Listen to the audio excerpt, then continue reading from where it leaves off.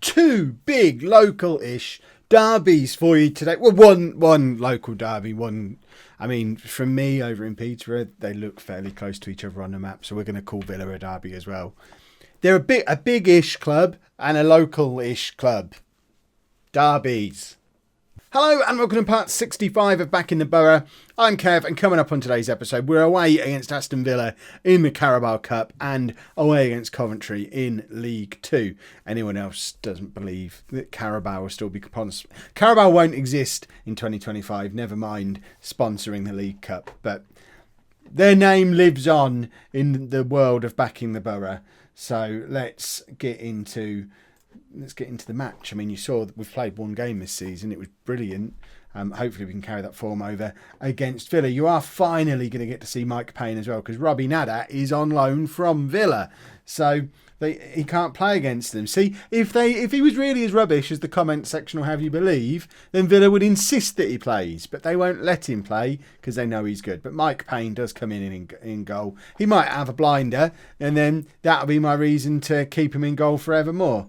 If you can't remember who Mike Payne is, he's the goalkeeper we signed last summer, and there was quite a vocal group of people saying he should be my first choice, but in the end we just sent him out on loan. He wasn't exactly spectacular for Wealdstone, but he gets an opportunity back at his parent club today. We've then got a back four of Anderson, Laskowski, Redhead and Sheridan. We'll just say hello to Paul Sheridan because I think he's one of our new signings from this summer. Came in on a free transfer from Liverpool. He came on in the last game. We don't need to meet him.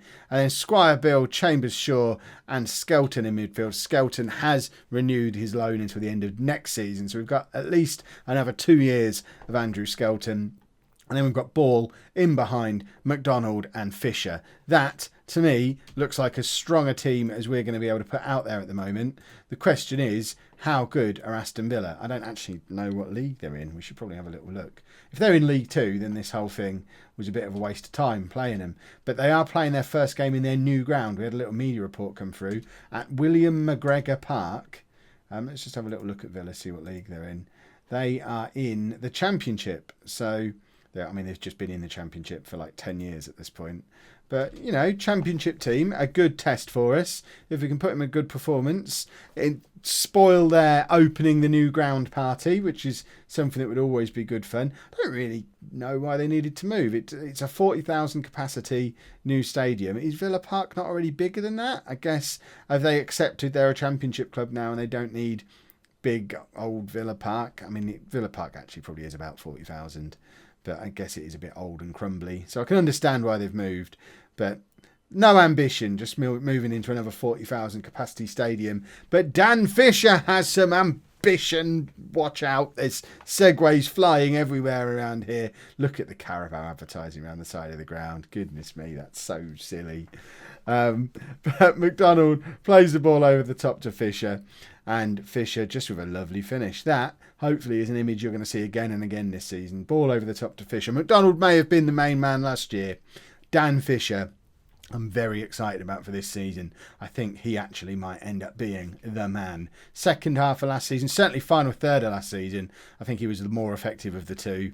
Even though McDonald finished as the top scorer, that was mainly due to his explosive start. He went off the boil a little bit, whereas Fisher got better and better as the season went on and has certainly started this season looking just as impressive as he was at the end of last season. We own him. We signed him permanently and he's just got his second goal in the first 15 minutes away against Championship Aston Villa. It's the Dan Fisher show, everybody. I'm a little bit nervy that the transfer window isn't closed yet for the likes of Villa, who must surely be looking at him thinking, they'll take £500,000 for this lad. Look what he's doing to us. Let's get him in. Bristol City must be watching on thinking, I don't understand why we let him go. Why have we let our two up-and-coming strikers, who are both going to be good enough to play in the Championship one day, why have we let them both go to Nuneaton on a free transfer? I don't know, Bristol City. It was very silly of you, but what it does mean is we're 2-0 up away against Villa, which is reason to celebrate. There's not actually that much to separate the two sides at the moment. According to the stats, the only thing that really separates us is Dan Fisher and his finishing. Payne collects the cross quite comfortably. Mike Payne making his argument for a start in the league. But, you know, Robbie Nadat's a legend of this save. How can we not start him in the league?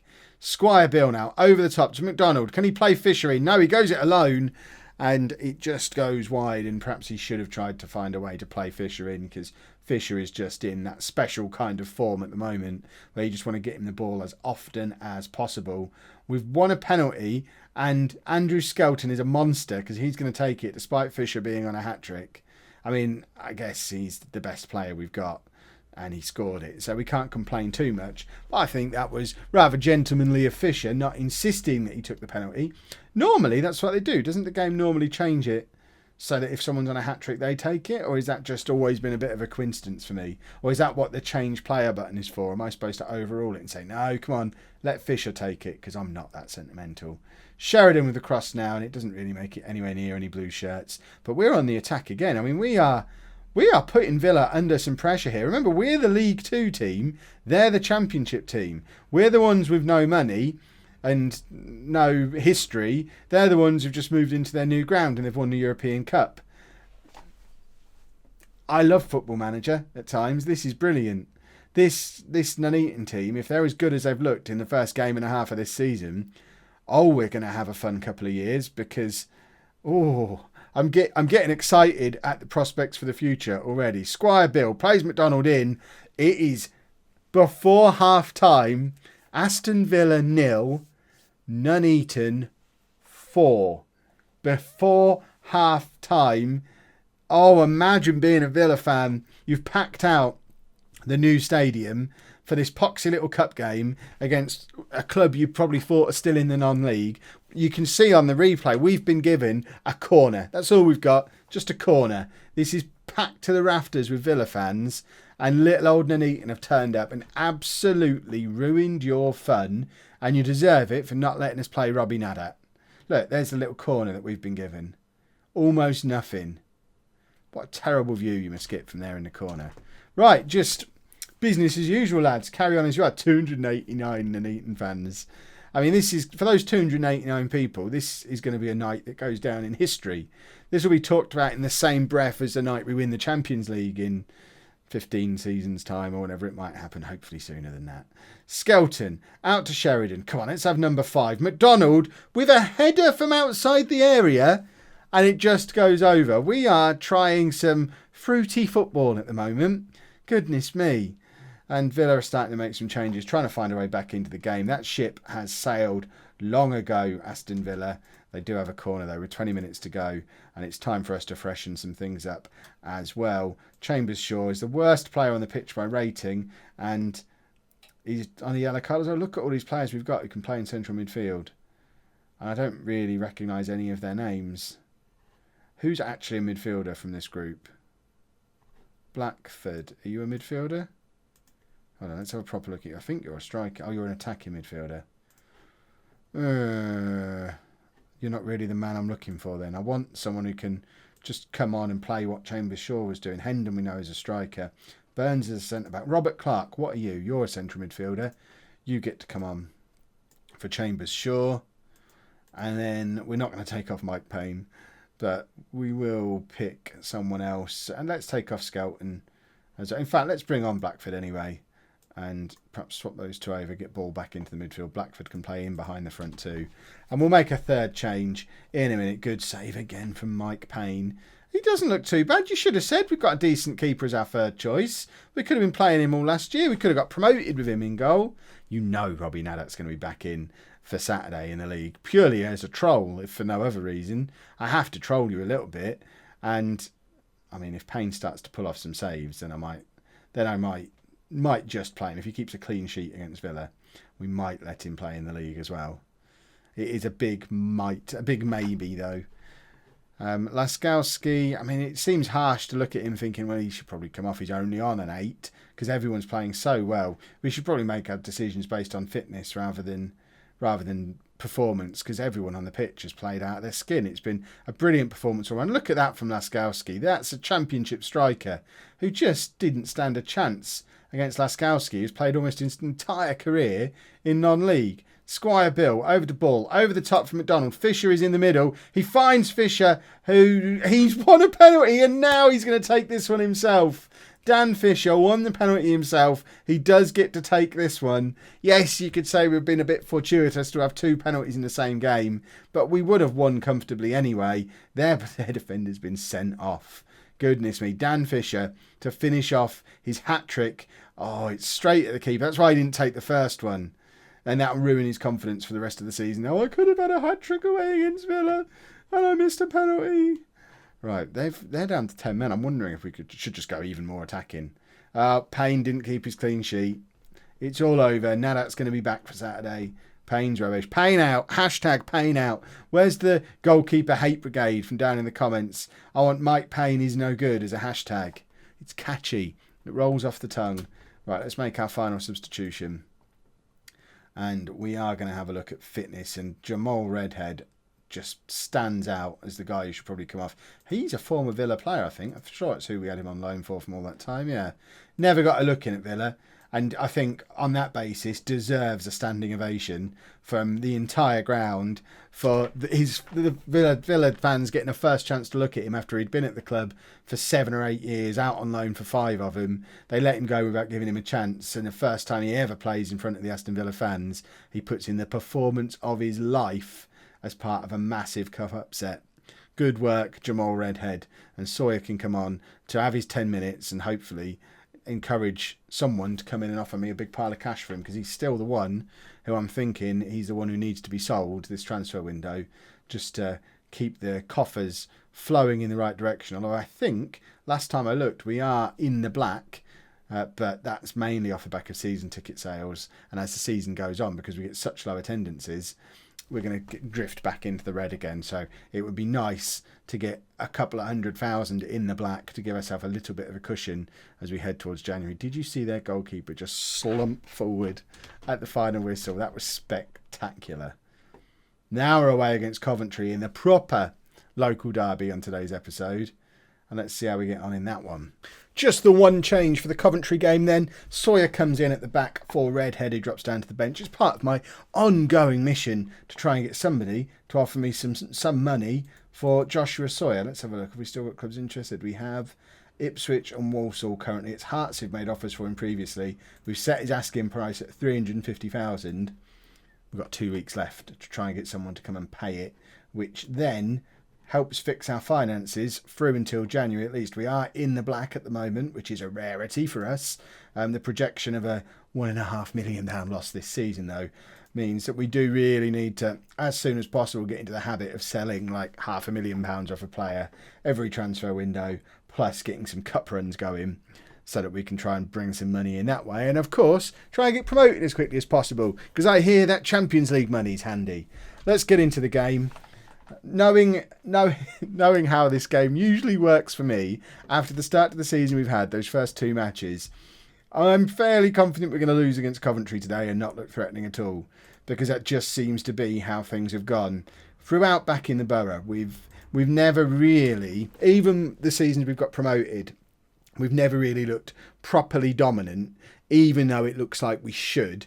And a lot of it is because we always have such a young team who are prone to inconsistency, and if one of them starts to play a little bit iffy, it spreads throughout the team, and it can be a little bit of a frustration. Fisher did pick up a knock against Villa, but it was only a slight knock, and he's fit to play today. And Aidan Chambers-Shaw, with 3 minutes on the clock, has put us 1-0 up. Perhaps today isn't the day that the wheels come off and it all starts to go a little bit wrong. 2 for your cliche bingo cards there, which I hope you still have. It's been a while. And look at that dance from Chambers-Shaw. He's loving it. 1-0 up, 3 minutes in. Fingers crossed we go and grab another couple before half-time and we can just sort of chill out for the last few minutes of the episode. Match already won, top of the league already secured, and then we hope that we carry on with this kind of form for the rest of the year. Laskowski's picked up a little bit of a knock. We have got Redhead on the bench, so of all the positions where we could pick up a knock, that's probably the least problematic for us, because we know Redhead is more than good enough to come in and deputise for Laskowski. In fact, he kept him out of the team for like a year and a half, so they're pretty much interchangeable. Squire Bill now back to Anderson, who is on the verge of breaking Sir Tom Elliott's all-time appearance record. That's a big ball forward for Ball, who's in behind and probably should have squared it. Both McDonald and Fisher were hovering. Ball decided to go on his own, and it is straight at the keeper. Squire Bill to Ball. It's through to McDonald, and McDonald couldn't quite get there ahead of the Coventry defender. It would have been. I feel like we perhaps should be 2-0 up at half time. 1-0 is a little bit of a worry because Coventry could come out and just go for it in the second half. And we probably are still going to be a little bit vulnerable at the back. Fisher in behind again. Cross to McDonald. And Josh McDonald does grab a goal just before half-time. We had just dropped down to second place as the goal went in. I don't know if that's going to be enough to push us back up above Scunthorpe, was it? It's the second game of the season. It doesn't really matter. It would just be quite nice to end an episode top of League Two. We might not ever get another opportunity like this one. Have you noticed Robbie Nadat's back in goal, by the way? I didn't want to say anything, but obviously he's back because he's Robbie Nadat and Kev loves to troll. Right, let's get Laskowski off. There doesn't seem to be any benefit in keeping him on the pitch. When he's taking a bit of a knock, Redhead can come on for him and we can just continue to go about our business. We've got Nadat in goal. That means we can't concede goals. It's just the rules of Robbie Nadat. Who, by the way, he's out of contract at Villa at the end of the season. Fingers crossed we sign him permanently. And then the Kev stop playing loans brigade can start to accept that I kind of get it. But then Fisher, McDonald, Redhead, Ball, Hurd. How many more players have we signed on loan and then brought in permanently? There's a good reason for doing it with the loanees. The loanees, when they come in, they're generally better than what we've got. And if we're good to them and they play well and they enjoy their time here, when their contract with their parent club is up, they might just sign permanently. And that's what we're hoping happens with Nadat, who he did as well as he could there.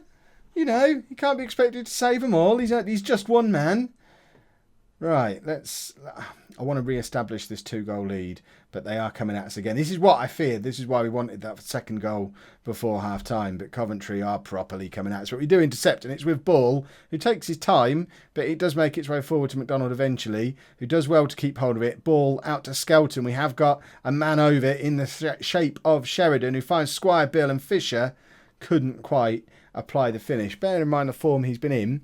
Something of a surprise. He hasn't got his goal yet today. And Scunny, still top of the league. Come on, lads. Let's grab a couple more. We want to finish an episode top of the table. I don't remember the last time that happened. We should probably be more concerned about not letting Coventry back into this game. We're down to third in the league now. Disastrous stuff. And Coventry are coming at us again. I mean, if they do equalise, it's a draw mugging because we've had 3 clear-cut chances to their 1. We were much better than them in the first half. They do seem to be edging the first 15 minutes of the second half, though. But hopefully, McDonald can tuck this away. He is in behind. He does tuck it away. It's 3-1. Assist from Joe Anderson. Yeah, it's a little bit industrial. It's a little bit ball over the top for the big lad to chase onto. But it's all perfectly timed. Look at how well McDonald times this run. Lovely ball over the top from Anderson, who, bearing in mind, we signed him in the Conference North. He looks like a very good League Two left back for us now. So he was probably the prototype, the first example of this new transfer policy that we've got. Him and Laskowski, when they came in, they've developed rather pleasantly. It is 3-2 now, though, because despite all the positives, we still can't defend corners, which, you know, it would be nice to figure that one out. We have got room for more substitutions, though, so let's see what we've got. Ball isn't having the best of game. Neither is Sawyer. I don't want to make another change at the back. We don't have any fullbacks to bring on anyway. Ball can come off. We'll bring on Blackford, who's played a couple of games for us now. And I am looking at Caelan Garrick as an option to come on for Fisher if Fisher doesn't spark into life in the next 5 minutes or so. He, like I said earlier in the game, he was carrying a little bit of a knock coming into this game. And yeah, he's down. His ratings dropping. His fitness is dropping. We'll bring Garrick on. Caelan Garrick is one of the lads who came on loan in the summer. He's on loan from Villa. This is going to be his first appearance. Let's see if we've signed another gem of a loan player. He's an enthusiastic striker. What more could we want if not enthusiasm? But it is a Coventry corner and they're going to equalise. They equalised. Well, now we need to find a winner from somewhere. I mean, a draw away at Coventry. any season before this one is a cracking result for us. It does feel a little bit like after... Oh, it's such an unlucky deflection as well to beat Nadat. Oh, if they grab a win... And it's all from set pieces. We're just not handling these set pieces at all. And it's 4-3. Oh, stop typing Nadat out. I'm not going to drop him. He's a hero. It's not his fault that we can't defend set pieces. It's the back four. I mean, this is just poor. Who's that on the edge of the area who just doesn't get hold of it properly? And Redhead really should have done better with that clearance. Sort of kicks it into their player. And, well, we've managed to spectacularly throw that one away. One of the worst halves of football I've ever seen us play. If you've enjoyed that, please make sure you leave a nice big thumbs up on there for me. Subscribe to the channel for daily Football Manager videos. And thank you very much for watching.